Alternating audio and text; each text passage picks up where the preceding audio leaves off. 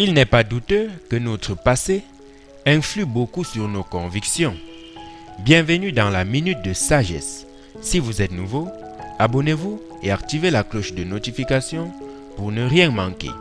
Dans la vidéo d'aujourd'hui, nous allons parler des convictions personnelles ou culturelles. Alors, si vous êtes prêts, nous allons commencer. Une des plus grandes entraves au développement personnel est le fait de croire à l'infaillibilité de nos convictions. On doute rarement de la véracité de nos points de vue. Généralement, nous nous cramponnons à notre façon de voir les choses, comme s'il n'y avait rien de plus véridique que nos croyances. Il n'y a rien de mal dans le fait d'avoir des convictions, mais de temps à autre, il est utile de les remettre en question. Chaque individu a sa propre histoire, incluant son lot de joie et de souffrance. Ces expériences ont laissé en chacun de nous des empreintes indélébiles qui ont influencé la création de plusieurs de nos convictions. Si nos convictions sont semblables à celles du milieu qui nous a vu grandir, alors peut-être qu'elles appartiennent davantage à celui-ci qu'à nous-mêmes. De plus, chaque milieu social exerce une influence sur les convictions des gens qui y vivent. Si vous avez eu l'opportunité de voyager ou simplement de voir des documentaires à ce sujet, vous savez que d'une culture à l'autre, les différences sont parfois considérables. Nous trouvons normal qu'une personne issue d'une autre culture ait des réactions, des opinions et un comportement différent du nôtre.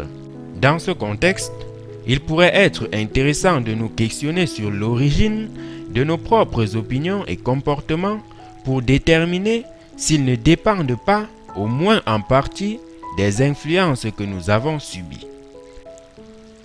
Il est important de prendre conscience de l'influence que notre milieu a eue et a toujours sur nos convictions. Voici quelques questions qui favorisent cette prise de conscience. Est-ce que mes hypothèses sont solides? Est-ce que les gens que j'estime être crédibles et bien renseignés ont une opinion différente? Est-ce que j'ai déjà changé d'idée ou d'opinion dans le passé? Est-ce que j'ai considéré et analysé les évidences contraires à ma conviction? Si j'appartenais à un autre milieu, est-ce que mon opinion serait différente?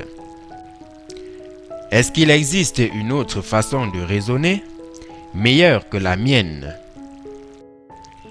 Samuel Taylor a dit, je cite, « Les hommes sont libres dans la mesure où ils forgent eux-mêmes leurs propres opinions. » La révision de nos convictions peut stimuler significativement notre cheminement personnel. Cet exercice permet de déterminer si nos positions actuelles sont en accord avec nos valeurs profondes ou si elles reflètent simplement l'empreinte que le passé a laissée en nous. Une telle prise de conscience est susceptible de modifier profondément nos objectifs de vie. En effet, plusieurs d'entre nous poursuivent des objectifs de vie prosaïques qu'ils ont hérités de l'environnement qui les a vus grandir. Si l'on regarde au-delà de nos différences culturelles, nous sommes obligés de constater que nous partageons tous certains besoins fondamentaux. Par exemple, nous avons tous besoin d'aimer et d'être aimés.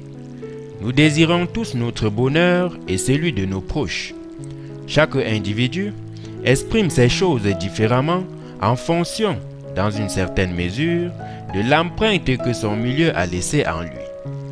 Lorsque nous intégrons le fait que les influences que nous avons reçues nous différencient des autres, nous augmentons le respect que nous éprouvons pour leurs convictions et comportements.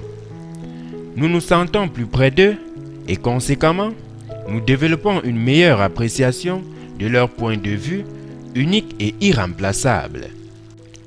Afin de s'améliorer, le sage reconnaît la légitimité et la valeur des convictions adverses. Nous espérons que ces enseignements vont améliorer votre vie quotidienne. N'oubliez pas de liker si vous avez aimé ce contenu.